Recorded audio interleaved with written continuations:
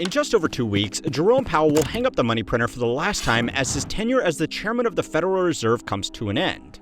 In his place, the financier and former Fed Governor Kevin Warsh has been nominated by the president to take over this role. But that job application has been going about as well as most job applications in 2026. And that is to say, not well. His confirmation for the role is currently being held up in the Senate over questions around the source of his wealth, potential conflicts of interest amongst his friends in finance, and unanswered questions about his professional relationship with the alleged financier Jeffrey Epstein. On top of that, there is a much bigger problem that most coverage is either ignoring or simply misunderstanding. And that is that the outgoing Jerome Powell could just go full Wolf of Wall Street and refuse to leave. His appointment as chairman ends in 14 days from now, but he still has a seat on the board of governors until 2028. So if he just sits his butt down and nobody else on the board makes room, even a unanimous Senate confirmation for Warsh won't mean diddly, because you can't be the chairman of a board you're not on. Now, normally this is not a problem. Historically, Fed chairmen have fully stepped down from the bank to free up a seat for their incoming replacement, even if they do still technically have a few years left as a governor. Except that, until about 2 days ago, Jerome Powell, the current sitting chairman of the Fed, was the target of an ongoing criminal investigation by the DOJ, so he doesn't really want to give up this institutional protection until that gets fully resolved. It should hopefully go without saying that this is far from the standard operating procedure for this institution. And that's before getting into the problems that they will actually be facing once the musical chairs have been sorted out. There is immense political pressure to cut rates, unclear data about how bad inflation actually is, unknown pricing shocks coming from the war in Iran, tariffs, and an uncertain job market. The disconnect between investor sentiment and consumer sentiment has never been wider, and this is to say nothing of the ticking clock. The next interest rate decision is due in 45 days from now, and while a vote can still be held without clear leadership in place, the current uncertainty about the economy is only going to get worse. The investigation was connected to the estimated $2.5 billion price tag for renovations on the Federal Reserve's headquarters in Washington. Well, we call him too late for a reason. We should have cut him a year ago. He's too late. And I would remind the entire world that this is a president who was a businessman first. Spike in energy costs. The consumer price index for March shows prices Gas up. Buddy says the U.S. just saw its biggest single-day spike in gas prices in 3 years. Says in our statute, we're not removable except for cause. We serve very long terms, seemingly endless terms. The atrocious cost overrun of more than $1 billion. Companies that have facilitated money laundering, Chinese-controlled companies, or financing vehicles set up by Jeffrey Epstein. It's a yes or no question. Senator, I have worked tirelessly with the ethics officials at the Office of Government Ethics. And you have not come to an ethics agreement with them and have assets. Agreed, Senator, to sell all of That's my financial not my assets, question. Mr. including Warsh, the Duquesne are you refusing assets. to tell us?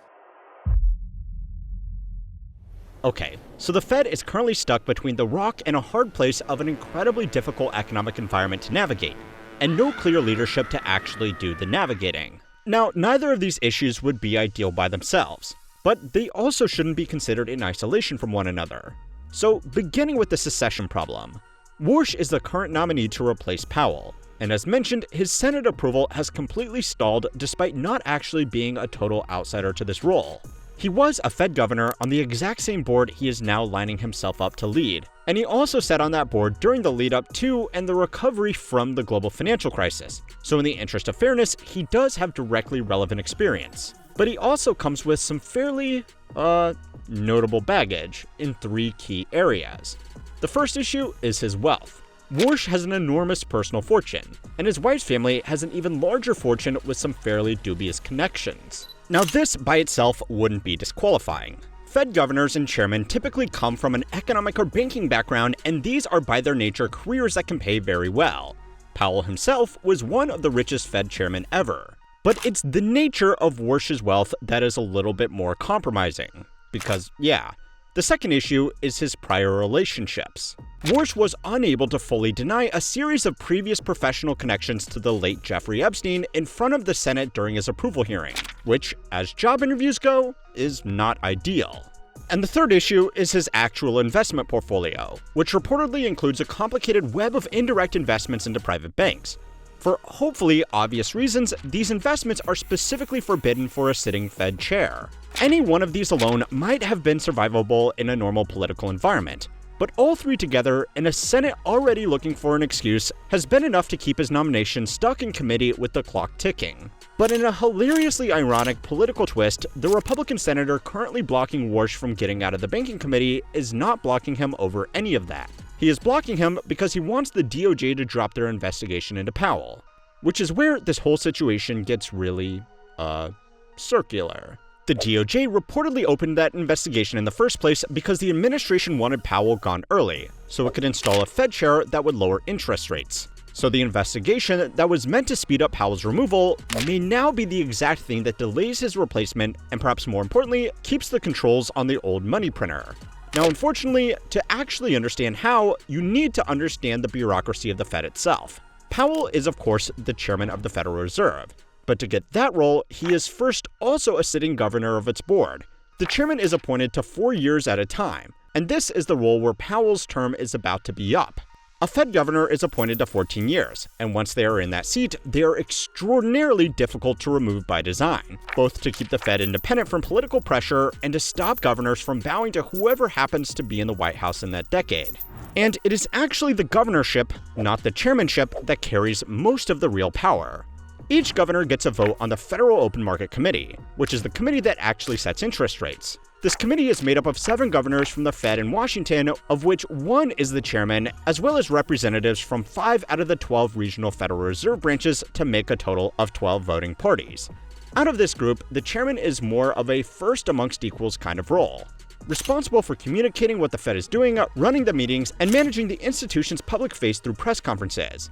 But the actual decisions on rates themselves are made by a vote, between everybody on the committee, with everybody getting an equal vote.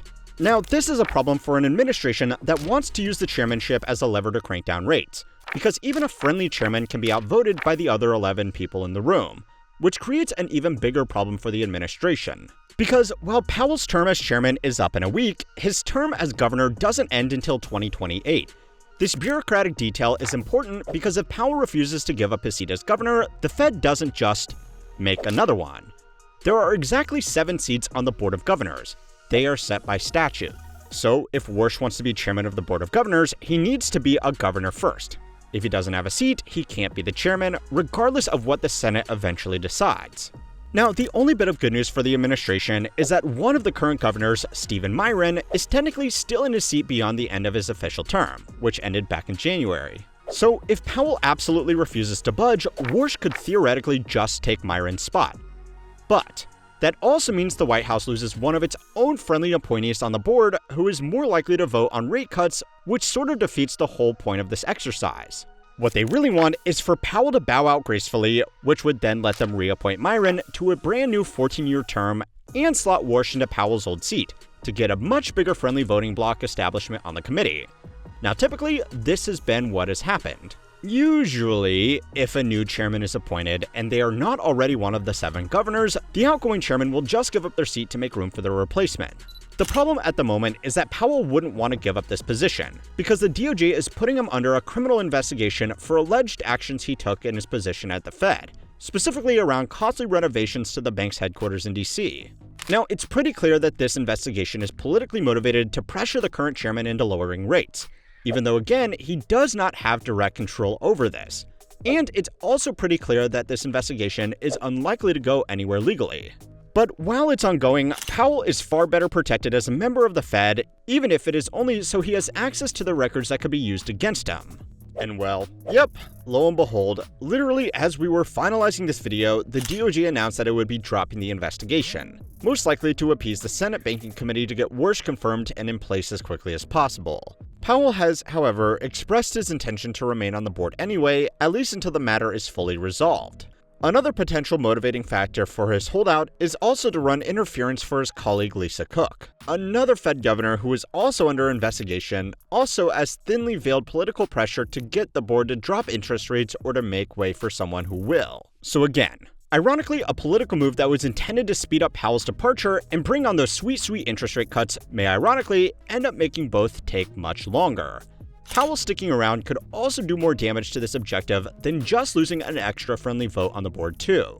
It is entirely possible that if Powell stays on as just a regular governor until the end of his term in 2028, he could end up holding more actual sway over the board than whoever the official chairman ends up being. And that is assuming they get through the Senate in the first place. Powell is the person the other governors are used to working with. He knows the building, he knows the staff, he knows the data teams, and in a collegial committee, a respected ex-chair with a vote in a decade of institutional memory is not nothing. So that is the brief summation of the clusterfuck of a power struggle currently happening at the Fed. And all of this would already be very bad even if the wider economy was otherwise stable. But this is kind of like a ship going through a mutiny, right as it is sailing into a storm. So it's time to learn how money works to find out if the Fed is still going to be a stabilizing force right when we need it the most. This video is sponsored by Monarch Money. Monarch Money is a private ad-free personal finance platform that brings all your accounts into one clean dashboard. It automatically tracks your spending and net worth and helps you stay financially aligned without juggling spreadsheets.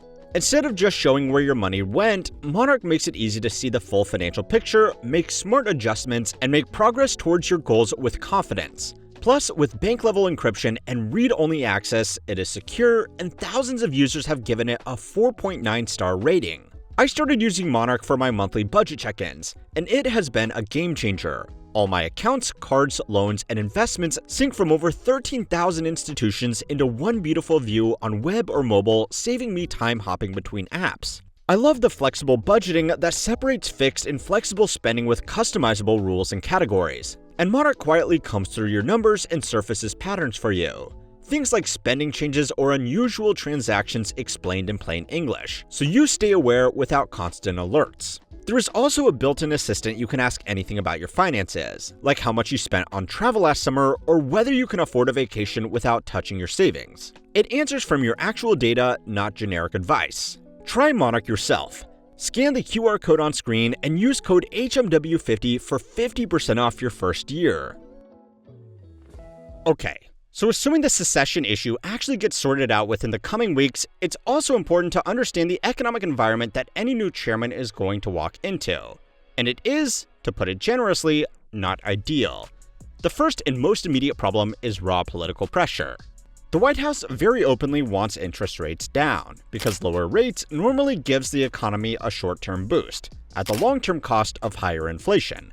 Cheaper borrowing will also usually drive up asset markets, which means wealthy investors, like Warsh and a lot of the senior government officials currently pushing for rate cuts, stand to directly profit from looser monetary policy. The obvious problem, putting aside the personal profits over good governance conversation, is that asset markets are already pretty damn juiced at the moment, while at the same time, most regular people are measurably struggling with the cost of living that would only be made worse by further inflation.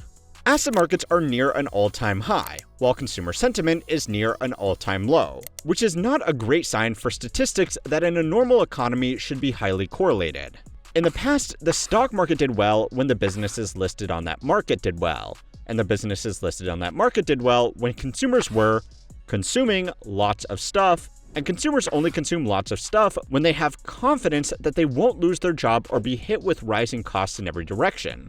Logically, it makes sense, but according to the data, it's just not the world we live in at the moment. Which brings us to problem number 2.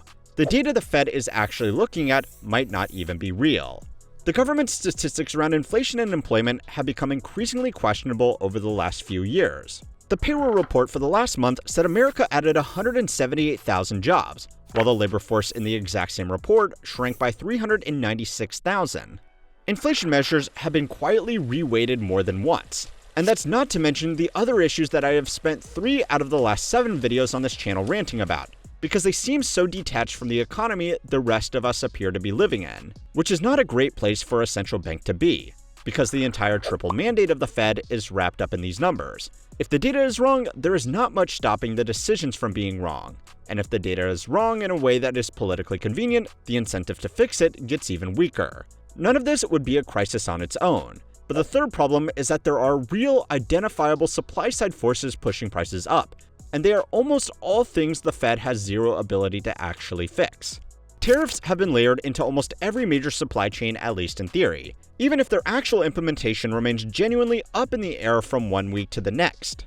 Some outside analysts have suggested that inflation could have been more or less completely solved by now if it were not for tariffs keeping import prices elevated on uncertainty. This was also a sticking point for Warsh during his Senate questioning, because he was forced to walk the line between appeasing the administration that was appointing him and the economic reality he would actually have to face once in the job. Because cutting rates into a tariff-driven inflation shock is kind of the central banker's equivalent of pouring napalm on a kitchen fire. And this is before you get to the fourth problem, which is the war in Iran. Everything downstream of oil is getting more expensive, and that is basically everything.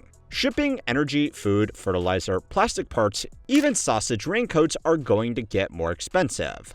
And while the market has more or less priced in a short temporary spike, a prolonged oil war would drive supply-side inflation into an already inflated economy.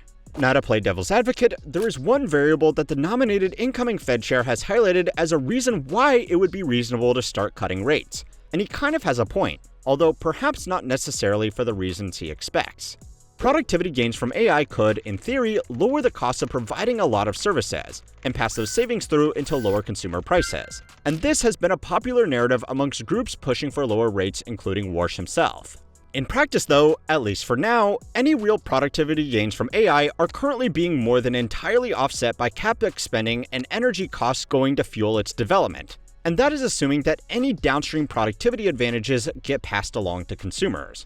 However, that doesn't mean that this technology won't justify a rate cut, because inflation is just one of the three mandates that the Fed has to compromise between.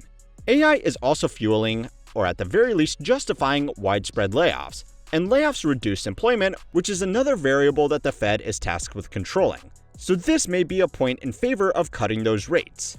And we know this is not speculation, because most of these companies have been more or less openly bragging about it on their quarterly earnings call as the main reason their margins are holding up. So even the one deflationary variable we have is mostly being pointed at wage suppression rather than price suppression.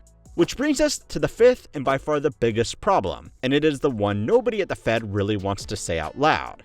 Right now, there is still a lot of faith in the US dollar as the global reserve asset, but that faith is not infinite, and there are already signs it is cracking. If the Fed cuts rates in spite of visible inflation, it risks accelerating an already existing global shift away from the US dollar as a reserve holding. And this has the potential to rapidly compound in itself. A weaker dollar means imports get more expensive, which means domestic inflation gets worse. A weaker appetite for US debt means the Treasury has to pay higher yields to find buyers, which makes borrowing more expensive for literally everyone downstream. Corporate debt is priced off treasuries. Mortgages are priced off treasuries. Car loans, student loans, small business loans, all priced off treasuries.